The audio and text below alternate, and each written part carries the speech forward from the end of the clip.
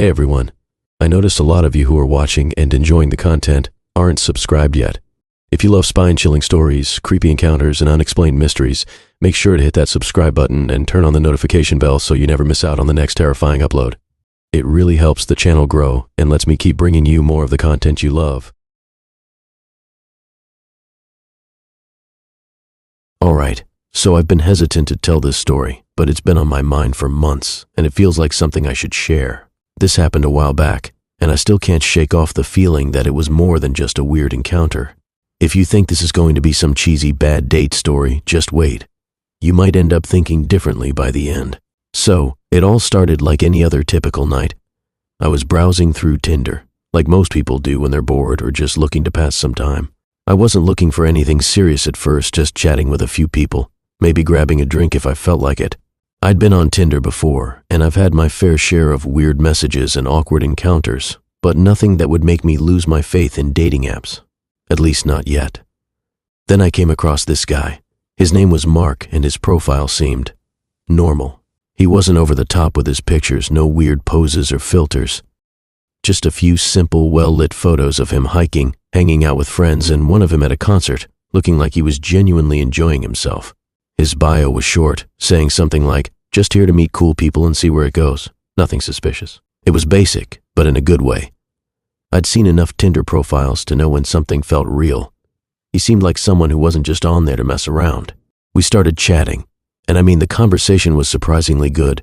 We had some common interests, and he wasn't sending those cringy pickup lines that most people use. It was just regular, easy conversation. We joked about random stuff and even talked about our favorite movies and bands. Honestly, I didn't get any weird vibes from him. The longer we talked, the more comfortable I felt. After a few days of texting back and forth, we decided to meet up. We picked a bar in my neighborhood. It was a quiet little place, not too fancy, but just enough to have a chill drink. Perfect for a first date, I thought. We agreed on 8 p.m., and I made sure to show up a little early to check the place out. Just to make sure it wasn't some sketchy spot. I walked in and immediately spotted him sitting by the window. He waved and I waved back, feeling pretty good about the whole thing. He stood up when I got to the table, and I noticed how tall he was. I'm 5 feet 6 inches, so most guys look tall to me, but this guy seemed a lot taller than I expected. I thought it was a little strange, but I brushed it off. Maybe he was just wearing some boots or something. We ordered drinks, nothing fancy, just beer for him and a gin and tonic for me. The first few minutes were spent exchanging pleasantries, but it quickly turned into an actual conversation.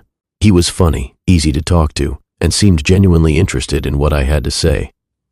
I started to feel more relaxed as the night went on. The bar wasn't crowded, so we could talk without raising our voices. I started thinking that maybe, just maybe, this was going to turn into something good. But here's where things got weird. At some point, maybe an hour into the date, he excused himself to go to the bathroom. Nothing unusual about that. People need to pee. I didn't think much of it at first, but after a few minutes I started wondering why he was taking so long. I checked my phone, nothing. I tried to distract myself by looking around the bar, but it was starting to feel off. I don't know why, but I felt like something was just not right. Maybe I was just overthinking it. After all, it wasn't like he was gone for hours. So I texted him. I didn't want to be that person, but I figured it was harmless to check if everything was okay. No reply. By the time minutes passed, I started getting genuinely annoyed. He had already said he would be right back, and yet he wasn't. I looked at the door to the bathroom and waited for him to come through it, but no one came out. I was starting to feel a little weird. I even considered going to the bathroom to see if he was stuck in there, but I didn't want to be paranoid. After all, it could have just been a bathroom line, right? Still, something inside me was telling me to leave. So I decided to pull out my phone and check Tinder. I figured I'd send him another message. But when I opened the app, something odd happened. There was a message waiting for me, but it wasn't from the Mark I knew. The message came from a new account that had the exact same profile picture. The same name, same everything. The only difference? It was a brand new account, like someone had just created it. I clicked on the profile to check it out, and my heart dropped. The bio was the same, the photos were the same, but there was something unsettling about it. The account felt fake. The message itself was even stranger. It simply said, "You shouldn't have trusted me." I stared at it for what felt like forever, my mind trying to make sense of it. What the hell was going on? Who sent this? Was Mark messing with me? Or was this some kind of weird joke? But something didn't add up. I kept looking back at the bathroom door. Still no sign of him. I had to leave. I could feel it. It wasn't even about the message anymore. It was about how everything was starting to feel off. I quickly grabbed my purse and walked out the door, hoping to get some fresh air and clear my head. But when I stepped outside, I couldn't shake the feeling that I was being watched. My mind raced, thinking about the message, about Mark, about the profile that had just popped up out of nowhere. I walked to my car, trying to act normal, but inside I was freaking out. I checked my phone again, almost hoping it was a mistake. But the message was still there, staring at me. I checked the profile again, and this time it was gone. Vanished. Just disappeared. No trace of the account anywhere. I sat in my car for a while, trying to calm down. But I couldn't. I felt like something had just happened that I couldn't explain. And the worst part? I couldn't even reach him to ask what the hell was going on. I tried texting him, but his number didn't go through. I tried calling, but it just rang with no answer. When I got home, I decided to try and shake it off. Maybe it was just a weird coincidence, but deep down, I knew it wasn't. I didn't sleep that night. Instead, I kept thinking about it, rereading that message over and over in my head.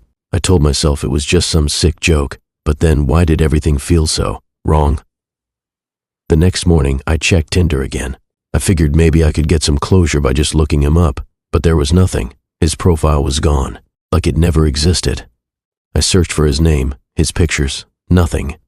It was as if he had never been there in the first place. I thought about going to the bar and asking if anyone had seen him, but I felt like it would make me sound crazy. I didn't even know what to say. Hey, did this guy I met disappear after he went to the bathroom? Weeks went by, and I tried to forget about the whole thing. But every time I checked my phone, I half expected another message from that new account, the one that told me I shouldn't have trusted him. Every time I saw someone with a profile that looked too perfect, I would get a knot in my stomach. To this day, I don't know what happened. I don't know who sent that message or why Mark's profile disappeared without a trace. But I do know one thing for sure. I'll never trust Tinder the same way again. Or at least, I'll never let my guard down that easily. So, if you're reading this and using dating apps, just remember that not everything is as it seems. People can hide behind pictures and profiles, and sometimes there's a lot more lurking behind the screen than you think. This isn't just some bad date story, this is something else. I've been telling a few people about it recently, but it still creeps me out every time.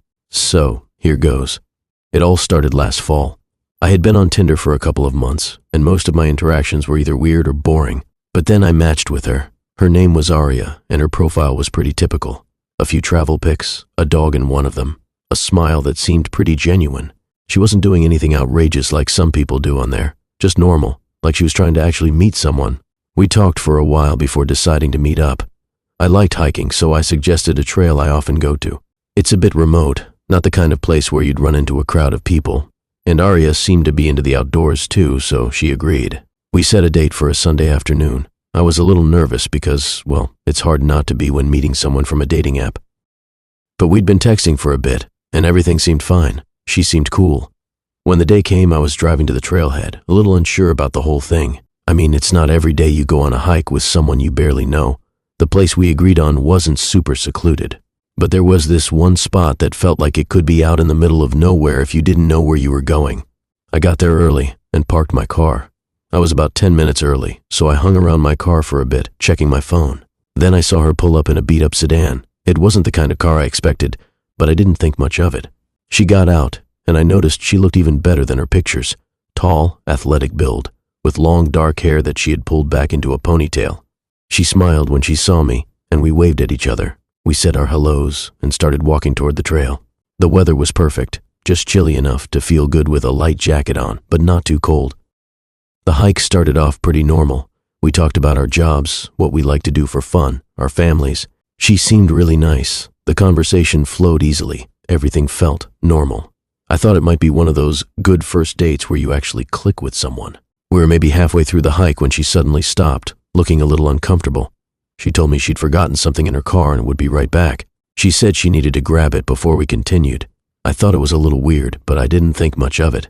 People forget stuff all the time. She turned around and headed back down the trail toward her car. I watched her for a few seconds before I just kept walking. I kept walking, taking my time, thinking she'd be back soon.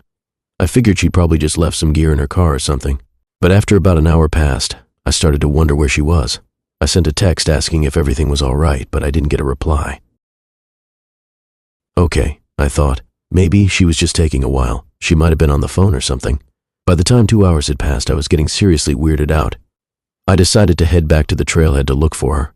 The trail wasn't too long, so it didn't take me long to get back to the parking lot. As I walked up, I saw her car parked just as she had left it, sitting there with no sign of her. No other cars around. The place was dead silent, not a single person in sight. At first, I thought maybe she'd gone off to do something else, or maybe she met someone on the trail and decided to hang out with them instead. But I also knew she wasn't the type to just disappear without a word. We'd talked enough for me to know that. So I walked over to her car, feeling a strange sense of dread creeping up on me. It wasn't like I thought something dangerous had happened, but something felt wrong. I peeked inside her car, but it was empty. No bags, no personal items, no signs she had been sitting there. The car was unlocked, which I thought was weird, but I didn't think much of it.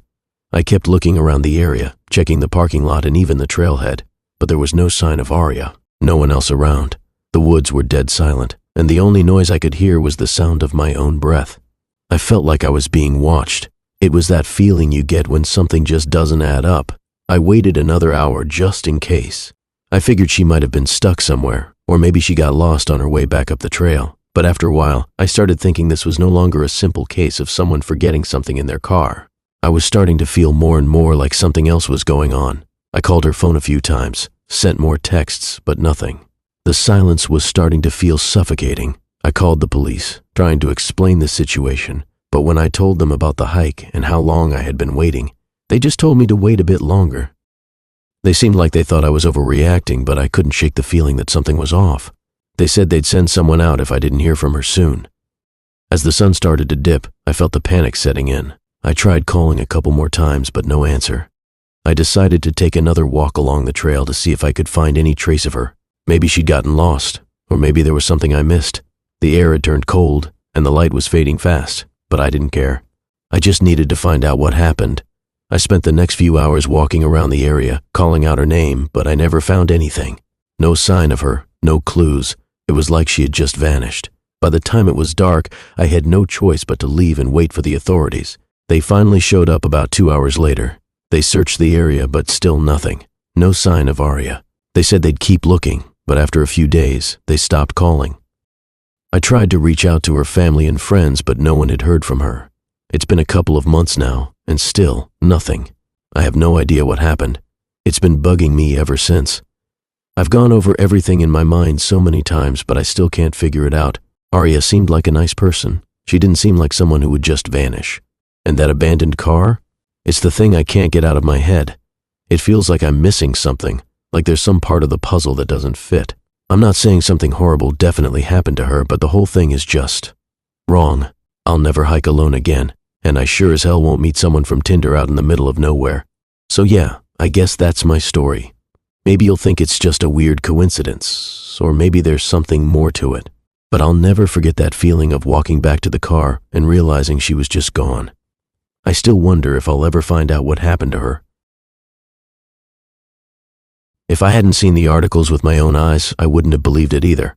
So here goes. I matched with this guy on Tinder. Let's call him James. His profile looked pretty normal at first. In fact, he was downright charming. Tall, handsome. The kind of guy who smiles with his eyes in his pics, yeah, you know what I mean. He had a bio that mentioned he was a doctor, and I was like, okay, that's cool. I mean, who wouldn't be intrigued by a guy who was doing something as impressive as being a doctor? We chatted for a couple of days and everything seemed fine. We talked about our jobs, what we liked to do for fun, and how we both loved hiking. Honestly, it was a lot of the usual Tinder small talk, but there was something different about James. He was super polite, a little on the formal side, but in a way that wasn't off-putting, just kind of mature. He seemed well put together, confident, the kind of guy you could take home to your mom. If I hadn't seen the articles with my own eyes, I wouldn't have believed it either. So here goes. I matched with this guy on Tinder. Let's call him James. His profile looked pretty normal at first. In fact, he was downright charming. Tall, handsome, the kind of guy who smiles with his eyes in his pics, yeah, you know what I mean. He had a bio that mentioned he was a doctor, and I was like, okay, that's cool.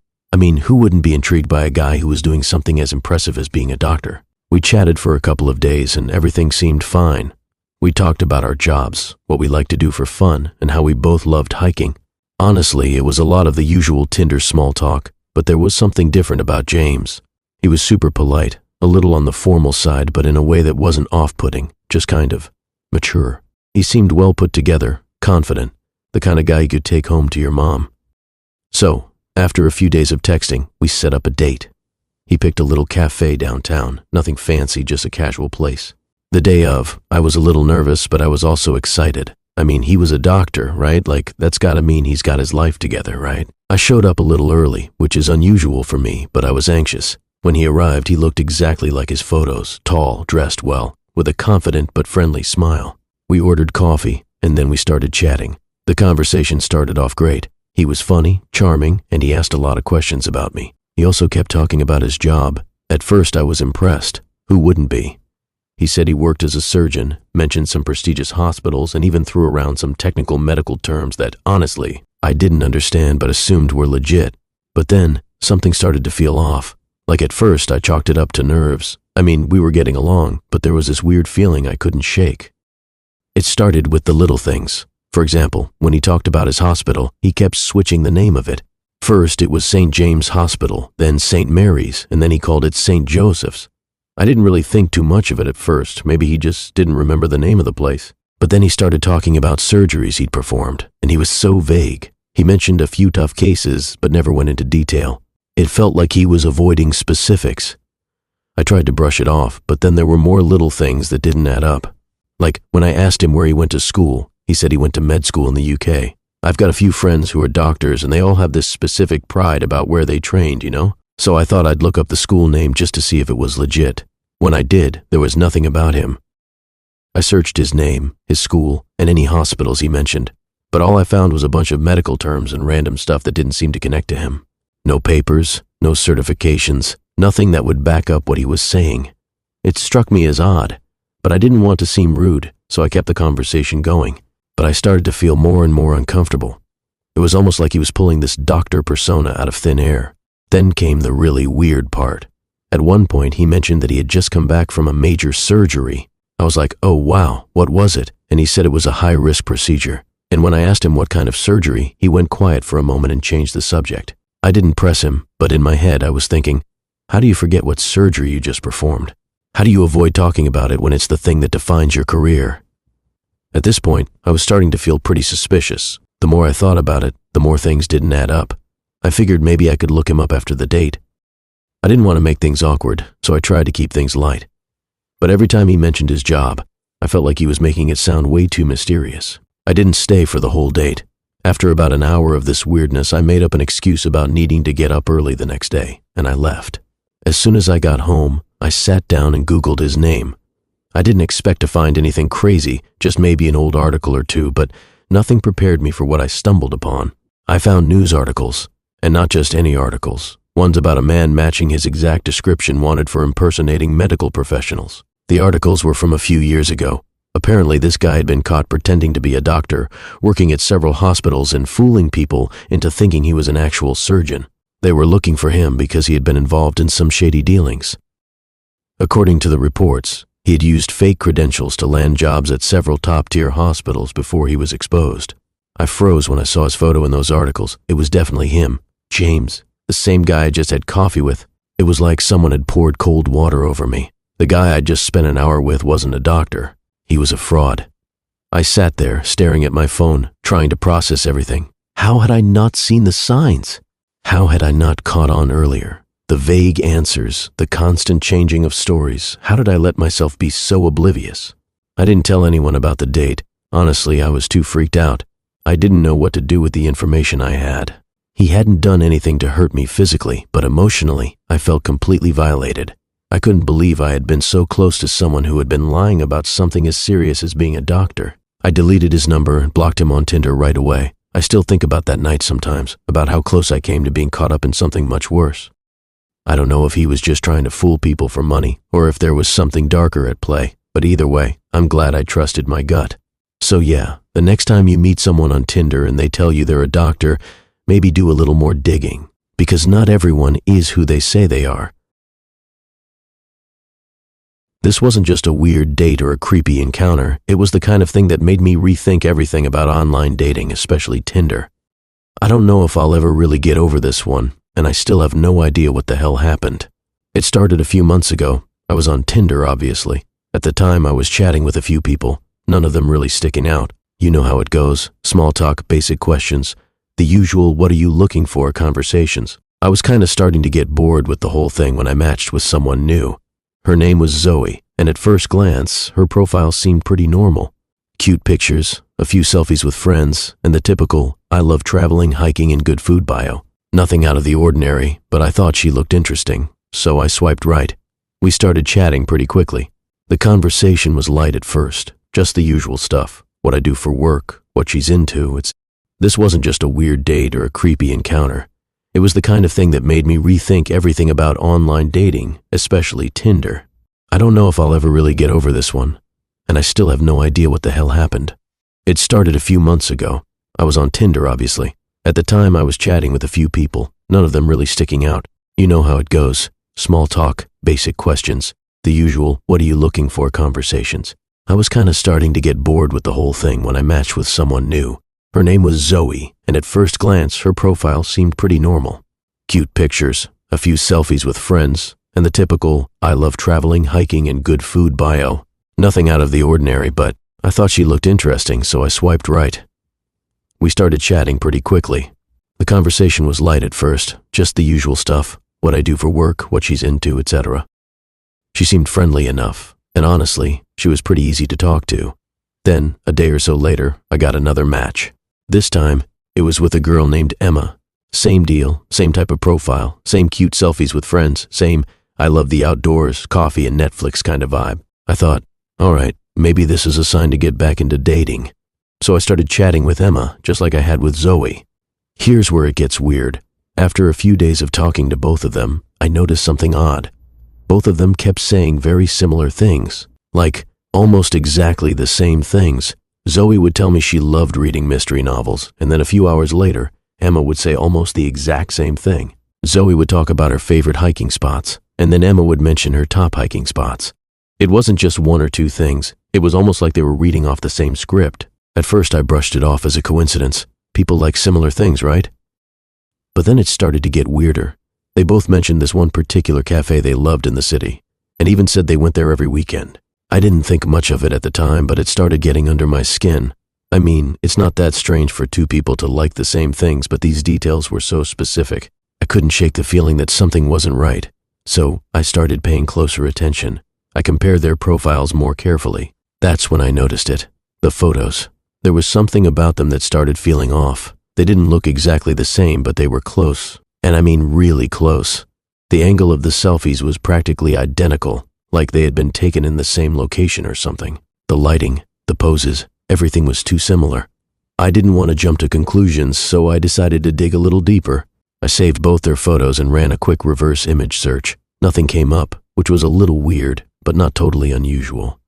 Maybe they were just private accounts. Still, the more I thought about it, the more this whole situation felt like it was slipping into some weird territory. The next time I was chatting with both of them, I decided to test it. I casually dropped a comment about how I loved hiking and how it was funny that they both mentioned the same spots. Both of them responded with nearly identical phrasing, the same words, the same excitement about their favorite trails. I thought, okay, this is getting weird now. That's when I really started getting suspicious. I couldn't help it. I was freaked out. So I asked them both if they had ever been to a certain park near where I lived. The park had a unique trail, something that not a lot of people knew about, the kind of place you'd only mention if you had really been there.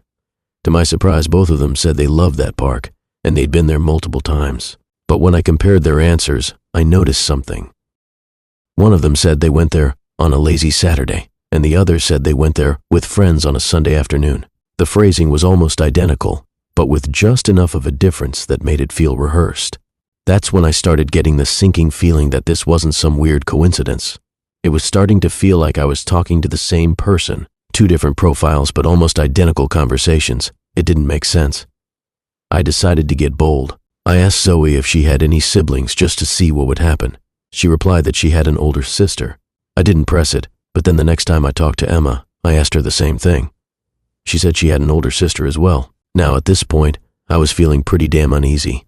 2 girls, same details, same interests, same answers. So I did something I probably shouldn't have done. I asked if they had any pictures of themselves with their sisters. I wanted to see if they could somehow prove they were different people. Both of them sent me pictures, and of course, both pictures looked pretty much identical. I had no idea how to explain it. They weren't identical twins, but the photos were taken in such similar ways that it looked like they had been staged the same way. The same poses, the same smiles, the same backgrounds. It was like I was talking to one person, but they were using 2 different profiles. It hit me then. I had to figure out what was going on. So I messaged both of them at the same time. I didn't know what I expected to happen, but I was just trying to catch something. And you know what? Both of them answered within minutes. Same response times, same wording. I had finally reached the conclusion I was talking to the same person who had somehow catfished me with 2 profiles. I'll never know for sure why she did it, but I blocked both profiles after that. I'm still not sure what her angle was. Maybe she just enjoyed the attention, or maybe there was something darker going on. Either way, it freaked me out. I don't know how many people she was talking to at the same time, but I bet there were more. I learned the hard way that people on Tinder aren't always who they seem to be. Honestly though, it still messes with my head. What was the point of using 2 profiles? Why make up a whole different persona? It's one of those things I'll probably never fully understand, but it definitely taught me to be a lot more careful when swiping through the app. I'll never look at Tinder the same way again. So yeah, that's my story. The girl or girls who used 2 profiles to mess with me, and probably a bunch of other guys. The weirdest part is that I'll never know her real name. I still can't quite believe it happened. Honestly, I think I've told the story a few times already, but each time, I feel like I'm talking about something that happened to someone else. It's hard to wrap my head around, even now. This all started with a Tinder date, which, if I'm being real, I probably should have backed out of as soon as things started to feel a little off. I'd matched with this girl named Alysa on Tinder a couple of weeks before. Her profile seemed pretty normal, just some pictures from what looked like vacations, hanging out with friends, the usual stuff. We talked for a while before setting up a date to grab drinks at a bar near my place. The conversation had flowed pretty easily, and I thought she seemed like a chill person. Nothing about her raised any red flags. When the night came, I showed up at the bar early to grab a drink and calm my nerves a bit. I've never been great at these kinds of things, but she wasn't late. She walked in exactly when she said she would, wearing a cute outfit and smiling as she waved at me. We sat down, chatted about the usual, our jobs, what we like to do for fun, things like that. Honestly, it was going fine at first, no major weirdness. But then, a little over an hour into the date, things started to shift. Alyssa suddenly seemed kind of tense. She'd been playing with her phone under the table, looking at it way more than I thought was normal for a first date. After a while, she looked up and said she needed to leave. She told me her pet at home was sick and she needed to get back to take care of it. Now, I don't know if it was just the way she said it or the sudden change in her energy, but something about it didn't sit right with me. She wasn't super specific about what was wrong with the pet, just said it was really bad and that she had to get home to handle it. I didn't think much of it at first. I mean, she seemed genuinely worried. We'd been talking for a while, and I figured if she needed help, I'd be a good guy and offer to drive her home. Maybe it wasn't the best idea, but in the moment, I wanted to be helpful. I figured it would be better to be supportive than seem like a jerk, right? So, I agreed to drive her. We left the bar, and I followed her to her car. As we were driving, she gave me directions to her place, which was a little farther out than I expected. It wasn't in the city. We were heading toward a quieter neighborhood on the edge of town, and the whole vibe felt a little strange, but I tried not to think about it too much. I was just trying to be a good guy after all. When we finally pulled up to her place, I didn't see any signs of anything being wrong. No emergency lights, no sense of urgency, just a quiet suburban street, typical for the area. Alyssa said she'd be right back and that I should come inside to meet the pet. I thought that was a bit odd. If her pet was sick, why would she need me to come inside? But at that point, I was already there, and I felt like I couldn't just leave without making sure everything was okay. So, I went inside with her. We walked into the house, which was dark and smelled faintly of incense, kind of a weird combo with the silence. It didn't feel like anyone else was home. She led me down the hall to a room near the back, and that's when things started to get, well, wrong. As soon as I stepped into the room, 2 guys suddenly appeared. They weren't from the bar, and they definitely weren't her pets. They were both standing near the doorway, blocking my way out. I froze for a second, trying to figure out what was going on, but before I could say anything, Alyssa had already disappeared. It was like she had vanished into thin air. I stood there for a second, trying to make sense of the situation, but those two guys were staring at me with these intense, cold looks. One of them, the bigger guy, took a step forward and asked if I had any money. I didn't really know how to respond. I was kind of stunned at first. I thought maybe they were messing with me, trying to pull some weird prank or something, but the more I looked at them, the more I realized this wasn't a joke. They were serious. At this point, I started to feel the panic creeping in. The room felt smaller, and I was getting the sense that I had walked into a trap. These guys weren't just asking about money. They were eyeing me like they expected me to have something. The whole situation had a strange, almost staged feeling to it. I couldn't put my finger on it, but something felt way off. I tried to stay calm, hoping I could talk my way out of it. But then the other guy spoke up, something about me not looking like I had much. I'm not sure if they were trying to intimidate me or what, but the situation was escalating quickly, and I knew I had to get out. I tried backing up, but the bigger guy kept moving closer. The walls in the room seemed to close in on me as I realized I was being cornered. I didn't know if Alysa was behind this whole thing, or if I had just walked into a bad situation, but I knew I needed to get out, fast. I'm not the type to just run, but I knew I wasn't sticking around to find out what they wanted. I wasn't sure what the plan was, but I had a bad feeling it wasn't good. I turned around and bolted out of the room, heading for the front door. They didn't follow, but I didn't take any chances. I didn't stop until I was in my car and speeding down the road, trying to put as much distance between myself and that place as I could.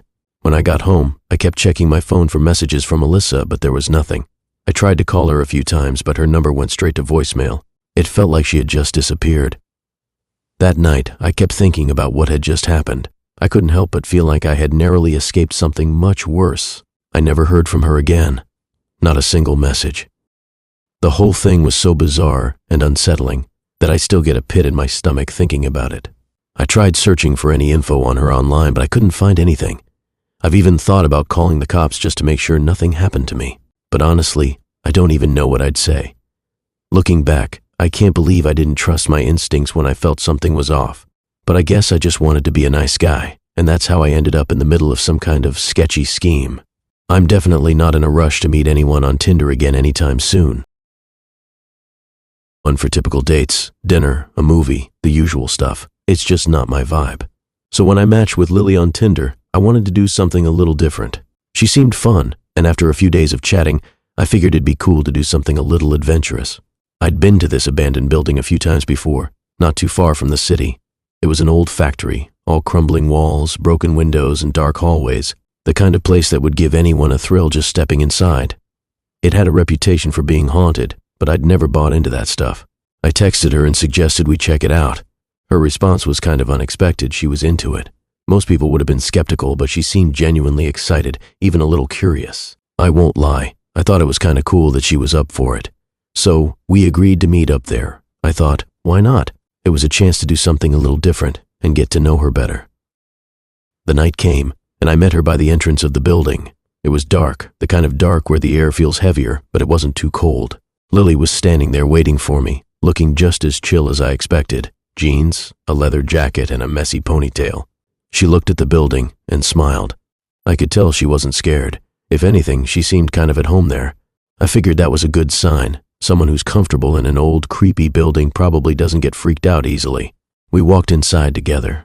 The air inside was musty, and the floorboards creaked beneath our feet. It was exactly how you'd imagine an abandoned factory to be. Dust everywhere, old machinery half collapsed, windows boarded up. The silence was almost overwhelming. We didn't talk much at first, just wandered through the old hallways. Every now and then, I tried to lighten the mood by cracking a joke about how spooky it was. Lily would just smile and nod. She wasn't nervous at all. After about 20 minutes of exploring, we found ourselves on the second floor. The building stretched on for what felt like miles, but it was mostly just empty space. The only sounds were the distant dripping of water and the occasional wind gusts rattling the boarded-up windows.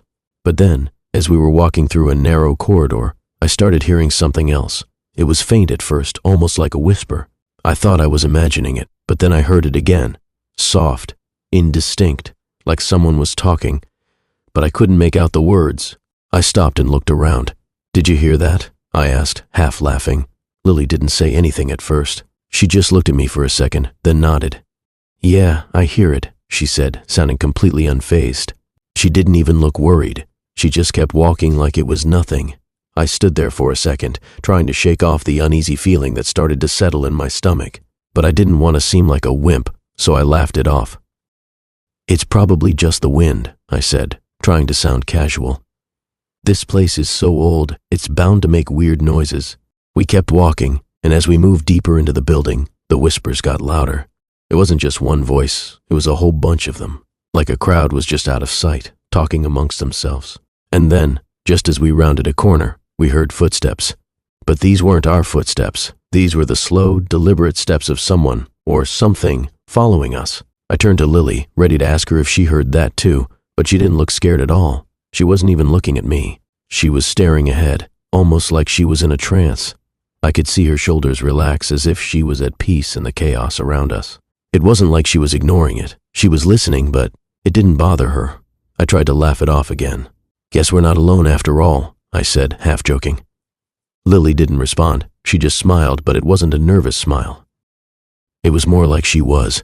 Calm, too calm. We kept walking, the air growing colder with each step. The further we went, the more unsettling everything felt. The whispers became clearer, more distinct. At first, I couldn't understand them, but then I could swear I heard my name being whispered between the others. It sent a cold shiver down my spine, but I tried to stay cool.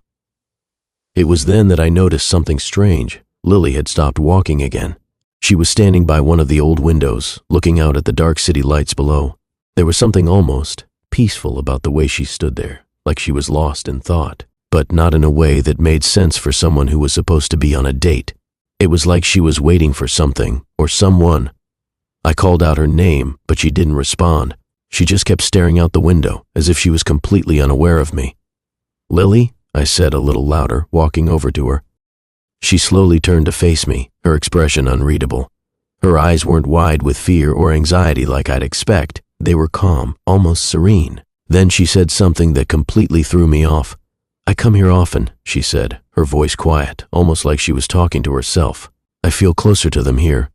I was confused. "Closer to who?" I asked, not sure if I wanted to know the answer. But she didn't answer right away. She just stood there, like she was looking beyond me, her eyes flickering around the room, as if she could see something I couldn't. The whispers were louder now, more insistent. It felt like the entire building was closing in on us. I asked again, "Closer to who, Lily?" She didn't seem to hear me. She just repeated herself. "I come here to feel closer to them. They're always here, watching, listening." That's when it hit me. This wasn't some random thrill-seeking thing for her. She was used to this. Whatever was going on in that building, whatever was causing those whispers and footsteps, she wasn't freaked out by it. She was at home in it. And that thought, it made my stomach twist. I took a step back, feeling that uneasy panic rise in my chest. "Lily, what are you talking about?" "Who are they?" But she didn't answer. Instead, she turned and started walking down the hall, her footsteps now eerily soft, almost like she was floating. I hesitated for a second, wondering if I should follow her. But I felt an overwhelming sense of dread, like I was being pulled into something I couldn't escape from. I stood there for a while, listening to the whispers that now seemed to surround me. My heart was pounding in my chest. I knew I needed to get out of there, away from whatever Lily was getting so comfortable with. So I turned and ran. I didn't look back until I reached the entrance, my breath coming in quick gasps. When I looked back at the building, I didn't see Lily. It was like she had vanished. I waited for a while, hoping she'd show up, but she never did. I've never been back to that place. And every time I think about that night, I can't shake the feeling that there's something inside that building, or something about Lily that I'll never understand. I don't know who they are, but I know for sure I don't want to find out. So, I guess I should start by saying I didn't think it was a big deal at the time. I mean, it seemed like a fun idea when we talked about it, this road trip. You know, the kind of spontaneous adventure people talk about on Tinder. At first, everything seemed normal, like a nice little getaway. I'd been chatting with Joe for about 2 weeks before we decided to take this trip together. He was charming, funny, and had that mysterious guy vibe that always seemed appealing at first. We'd connected over a shared love for travel and the idea of seeing new places. The plan was simple, a quick road trip to some random small towns a few hours away, just to get away from the usual grind. Nothing crazy. But looking back, I really should have trusted my gut. I don't know what I was thinking, how I didn't pick up on the little red flags earlier. The more we drove, The weirder things got, until I felt like I was in a nightmare that I couldn't wake up from. Everything started out fine. I met Joe at a coffee shop, and he was just as I'd expected, tall, a little scruffy, but with a warm smile. He had this cool, laid-back energy, which made me feel comfortable right away. He was driving, and we started our trip around noon. The plan was to take a few scenic routes, make some random stops, and just see where the day took us. It was all supposed to be easygoing and fun. At first, the drive was just that, normal. We drove through some quiet countryside, chatting about our lives, the usual first date stuff. I was enjoying myself. But then, after about 2 hours, things started to shift. Joe, who had been taking the main highways at first, suddenly turned off onto this narrow back road. It wasn't even a highway. It was just a dirt road with no sign of civilization for miles. I didn't think much of it at first. Maybe he just knew some cool places to check out. But as we drove further down this road, I started feeling uneasy. It was quiet, too quiet. There were no cars, no houses, nothing. I glanced at my phone and the signal was already starting to fade. I thought it was just a random dead zone, but it made me nervous. My phone had been working perfectly fine earlier, and now it was starting to lose connection. Joe didn't seem to notice, or maybe he did, and just didn't care. He just kept driving. At this point, I didn't want to make a big deal out of it. I mean, we were just having a fun time, right? Maybe he knew a cool place off the beaten path. So I tried to brush it off, but then he took another unplanned turn. This time, it was even more remote. I tried to ask him where we were going, but he just gave me a vague response about how he was showing me a special place. I didn't like the way he said it. It was like he was trying to sound reassuring, but I could sense something was off. I tried to shrug it off, but now I was getting uncomfortable. I checked my phone again, and this time there was absolutely no signal, no bars. I tried to text a friend just to check in, but the message wouldn't send. My heart started to race a little. I hadn't told anyone where I was going. I had told my friends I was going on a road trip, but I didn't give them details. I should have. That thought lingered in my mind as Joe continued driving deeper into the woods, like he was deliberately trying to get us lost. I could feel the anxiety creeping in. The trees were getting denser, and the road was getting narrower. The sun was starting to set, casting long shadows across the road. It was getting darker, and I could see only the faintest glimmers of light from Joe's headlights. He didn't seem to care at all. He was humming some song to himself, oblivious to the fact that we were now completely off the beaten path. I kept trying to ask him where we were headed, but he just smiled and kept driving, like it was no big deal. After what felt like forever, we finally reached a small clearing. There were a few old buildings that looked abandoned, some falling apart, others just barely standing. It looked like a ghost town. There was no sign of life, and the place had an eerie stillness to it. The hair on the back of my neck stood up. This wasn't a place people came to visit. It was just empty. Joe finally stopped the car and turned off the engine. I could feel my heart racing now. I didn't even want to get out of the car. The place felt wrong. It felt like we shouldn't be there. But Joe looked over at me, still with that calm, pleasant smile. "Just wait here. I'll be right back," he said. And before I could say anything, he was already getting out of the car. I sat there for a few seconds, unsure what to do. My phone was still dead, and I was starting to feel completely trapped. I had no idea where I was, no signal, and I was alone with a guy who, honestly, was starting to creep me out. I tried to reason with myself. Maybe I was overreacting, but deep down, I felt like something wasn't right. I should have left. I should have made an excuse and just driven back, but of course I didn't. I stayed. Joe was gone for a while. The minutes dragged on and every second felt like an hour. I kept looking out the windows, but there was nothing.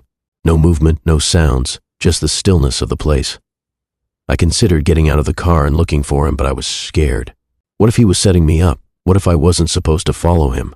I ended up just sitting there, terrified, wondering if he had some weird plan for me. The car was locked, but it didn't matter. I felt trapped. It wasn't like I could just walk away in the dark and find my way back. I didn't know where I was. And that was when it hit me. I had no idea who this guy really was. Sure, he seemed charming and fun, but I didn't know him. Finally, Joe came back, but he didn't seem to notice how panicked I felt. He got in the car like nothing happened and started the engine. He didn't mention anything about the place we were at, didn't explain where we were going next. He just turned the car around and started driving back in the direction we came from, like he was casually returning from some random stop. The whole drive back was silent. No music, no conversation. I kept looking at him, trying to figure out what was going on, but he wouldn't meet my eyes. When we finally got back to town, I could hardly wait to get out of the car. I don't know what he was doing, but I can't shake the feeling that it wasn't just an innocent road trip. Something felt off, like I was part of some game, and I didn't want to stick around to find out how it ended. Needless to say, I never talked to him again, and I never did any spontaneous trips after that. It started off normal enough. Met this girl on Tinder. Her name was Claire. We had been talking for a few days, and she seemed pretty cool. She was into photography, nature, and kind of had that alternative vibe, which I thought was pretty interesting. I've never been into the whole outdoorsy type of person, but Claire seemed different. She wasn't like those other Tinder matches who just want to hook up or talk about random stuff. We actually had some decent conversations. Anyway, one night we decided to go on a date. I suggested something a little out of the ordinary, because why not? There was this old abandoned building on the outskirts of town. I had been there a couple of times with some friends, and it had this eerie, cool vibe to it. It wasn't really dangerous, but it looked like something straight out of a horror movie. A lot of people go there for photo shoots or just to chill, so I figured it'd be a fun, kind of unique experience. It started off normal enough. Met this girl on Tinder. Her name was Claire. We had been talking for a few days, and she seemed pretty cool. She was into photography, nature, and kind of had that alternative vibe, which I thought was pretty interesting. I've never been into the whole outdoorsy type of person, but Claire seemed different. She wasn't like those other Tinder matches who just want to hook up or talk about random stuff. We actually had some decent conversations. Anyway, one night, we decided to go on a date. I suggested something a little out of the ordinary, because why not? There was this old abandoned building on the outskirts of town. I had been there a couple of times with some friends, and it had this eerie, cool vibe to it. It wasn't really dangerous, but it looked like something straight out of a horror movie. A lot of people go there for photo shoots or just to chill, so I figured it'd be a fun, kind of unique experience. I thought Claire would think it was a cool idea. She didn't hesitate. She seemed totally down, even excited. When we got to the building, I could already feel the air change. It wasn't just the chill of the night, but there was something about this place that was unsettling. You could tell it had been abandoned for years. The walls were cracked, the windows were shattered, and it was just surrounded by overgrown weeds and brush. There were no cars around, just empty, quiet streets. For a second, I wondered if it was the best idea to bring someone here, but Claire seemed genuinely excited. She wanted to explore. We walked through the broken front door, and the place smelled of old wood, dust, and something else, something musty, like it had been forgotten for too long. I could feel the floorboards creaking under our feet as we moved deeper into the building. The place was massive, at least 2 or 3 stories high, and the farther we went in, the darker it got.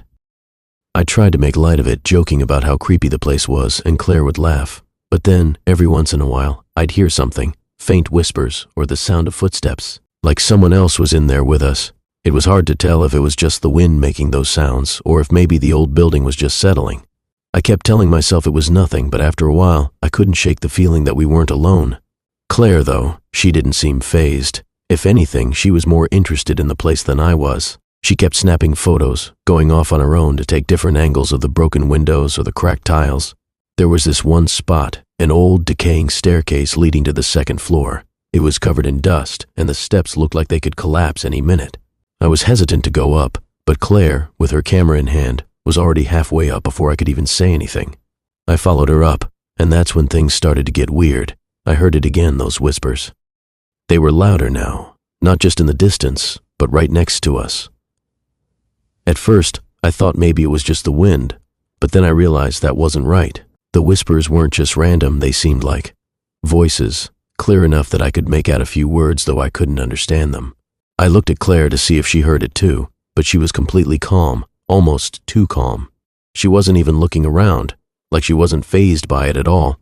I tried to laugh it off, trying to convince myself it was just my imagination, but then, from behind me, I heard a floorboard creak. It was so loud, like someone was walking around the corner, but when I turned around, no one was there. That's when I noticed something that really unsettled me.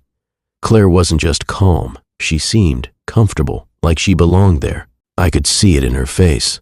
She wasn't even fazed by the weird noises, the creaking, or the whispering. It was like she had done this 100 times before. That's when I asked her if she came here often.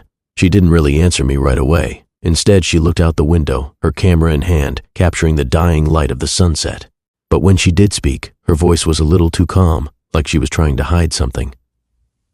"I come here a lot. It helps me feel closer to them," she said, without even looking at me. Now, this totally threw me off. I wasn't sure if she was joking or if I was missing something. Closer to who? I asked, trying to keep things light. But Claire didn't explain. She just walked ahead to a new part of the building and started snapping more photos, as if she had said nothing out of the ordinary. I was left standing there, confused. Who was she talking about? Them? What the hell did she mean by that? I tried to shake it off. Maybe it was just some weird thing she said. She was clearly into all this creepy stuff. Maybe it was just her way of connecting with her surroundings, but I couldn't stop thinking about what she said. I felt uncomfortable, like there was something I was missing. As we moved through the building, things only got stranger. The whispers started to grow louder, more distinct. There was no wind. The air was completely still. The footsteps were closer now, like someone was following us. But when I turned around, no one was there. I felt a cold chill run through me, but Claire didn't even flinch. She just smiled, totally absorbed in her photos, and moved deeper into the building. I wanted to leave.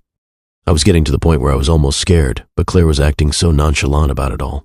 She didn't seem bothered at all. I had this weird feeling in my gut that we weren't alone. There was something else in the building, something not right. But Claire kept saying nothing was wrong, so I stayed.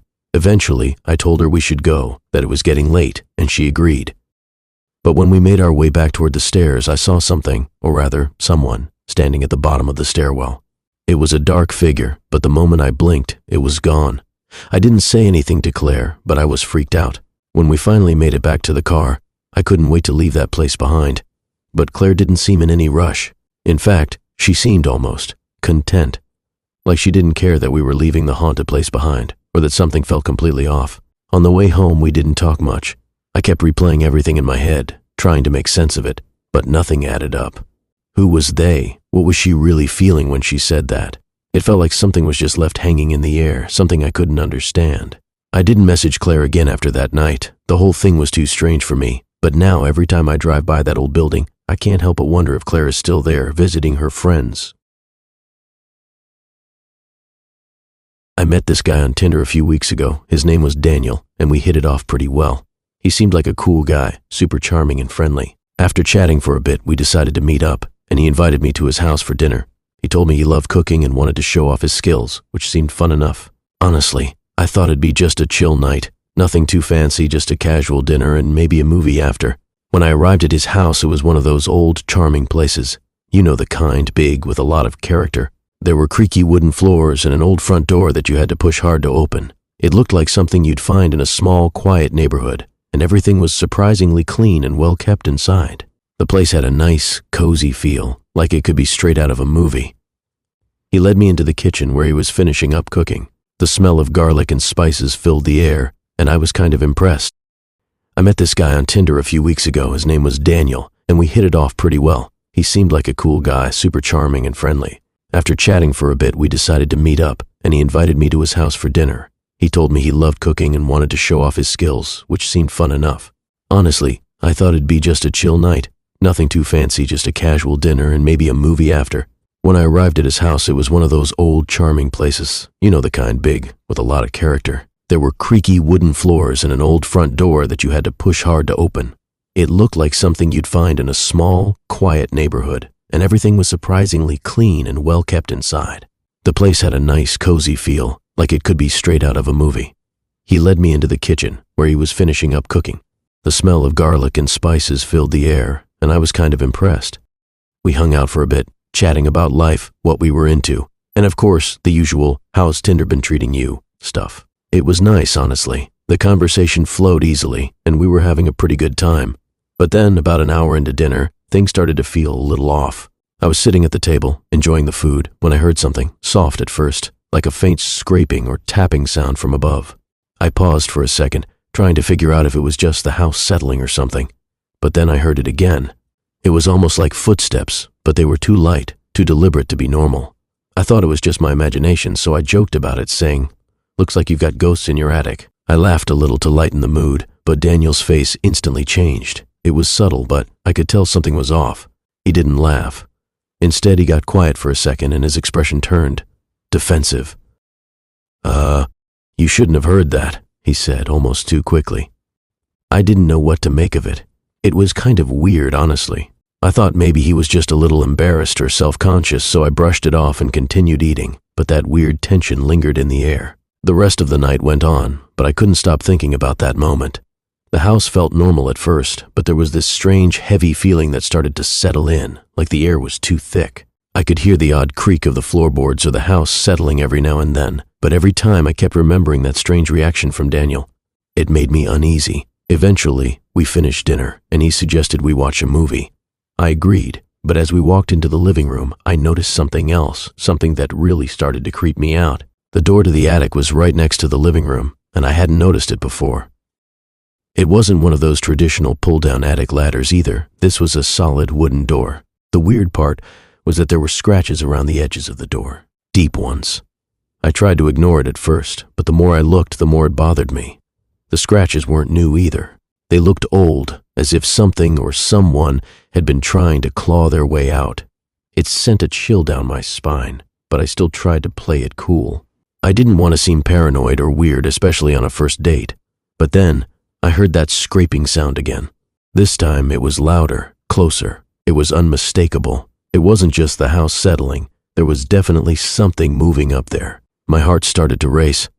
I tried to tell myself that it was probably an animal or something, but that thought didn't make me feel any better. I couldn't shake the feeling that something or someone was up there. I glanced over at Daniel, who was now sitting on the couch, completely calm. Too calm. His eyes were fixed on the TV, like he wasn't even aware of the noise. But the way he was acting, I could tell he had heard it. He just wasn't acknowledging it. I don't know why, but that's when I started to feel really uneasy. After a few minutes of awkward silence, I stood up and made my way over to the attic door, trying not to make it obvious that I was freaked out. The scratches on the door looked even worse up close, long, jagged marks that seemed to have been made by something strong. I hesitated for a moment, then reached for the handle, but before I could touch it, Daniel stood up abruptly and grabbed my arm.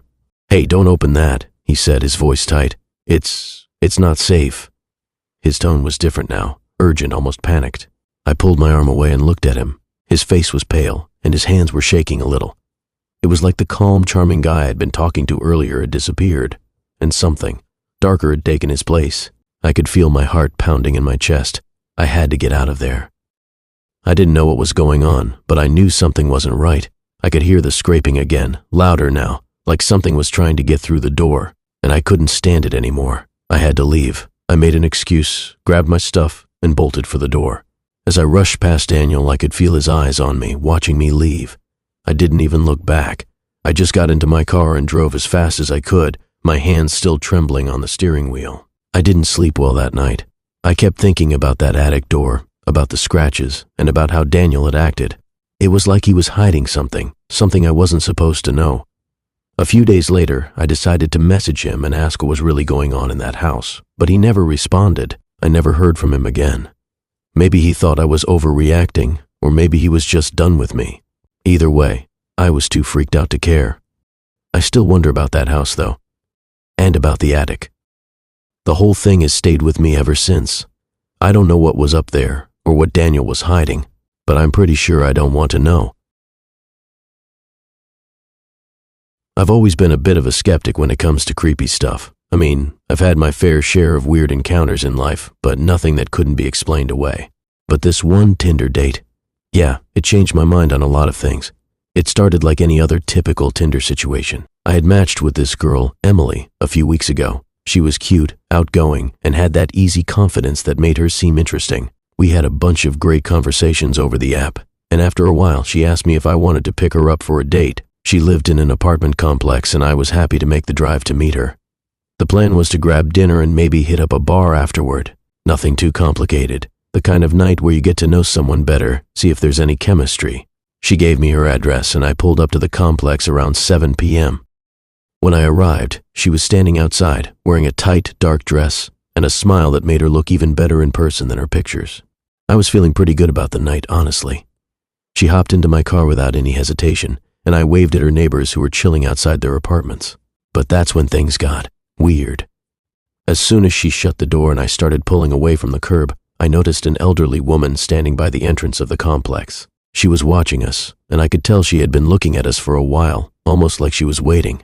I thought nothing of it at first, but then as we got closer to the exit, she started walking toward my car.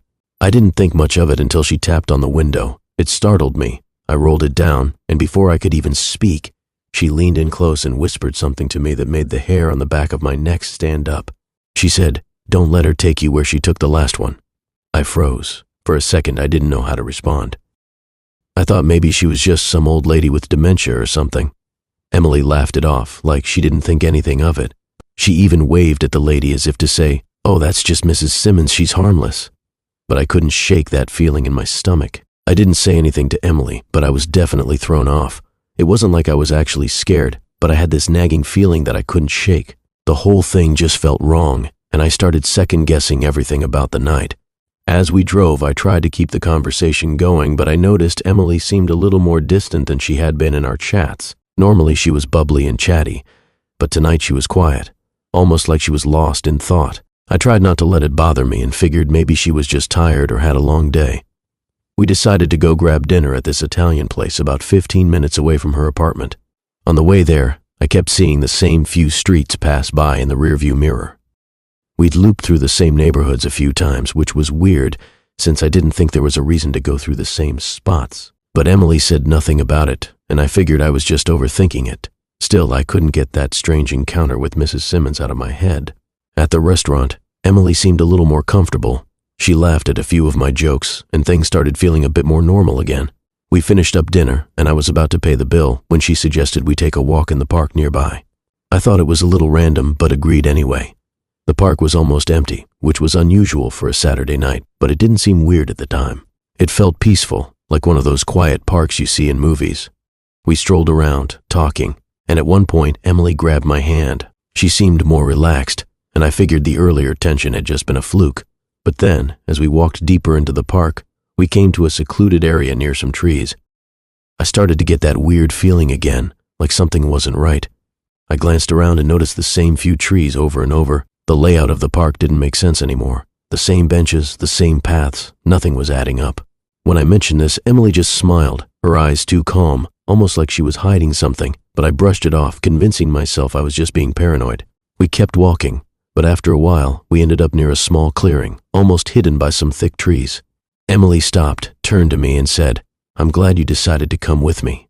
I looked around, realizing how isolated we were. It was almost too quiet now. No street lights, no sounds of the city, just us in the dark, and a feeling in the air that made me feel like I was in the middle of a bad dream. My phone, which had been working fine all night, suddenly lost signal. I couldn't get a single bar. I tried to turn on the GPS to find my way back, but the app just froze. Something wasn't right. Before I could even ask about it, Emily turned toward the trees, almost like she was expecting something. I started to feel my heart race, and I had this gut feeling telling me I needed to leave, like this whole night had been set up for something. I glanced back toward the path we had come from and realized the park wasn't where we had entered. It was different. The layout had completely changed. I felt completely disoriented. The same feeling I had earlier with the old lady came rushing back. I don't know what made me do it, but I suddenly grabbed her arm and pulled her toward the exit, ignoring the fact that she didn't even flinch. She just stared at me blankly, like it didn't matter. As we reached the edge of the park, I saw the familiar streets again, the same ones from earlier. That's when I made a break for it. I didn't even wait for her to say anything. I bolted for the car and sped off, not even looking back. The drive home was quiet. I didn't feel safe, and I didn't know why. I never saw Emily again after that night. I messaged her a few times, but she never replied. And Mrs. Simmons? I can't stop thinking about what she said. Maybe it was just a coincidence, but I don't know.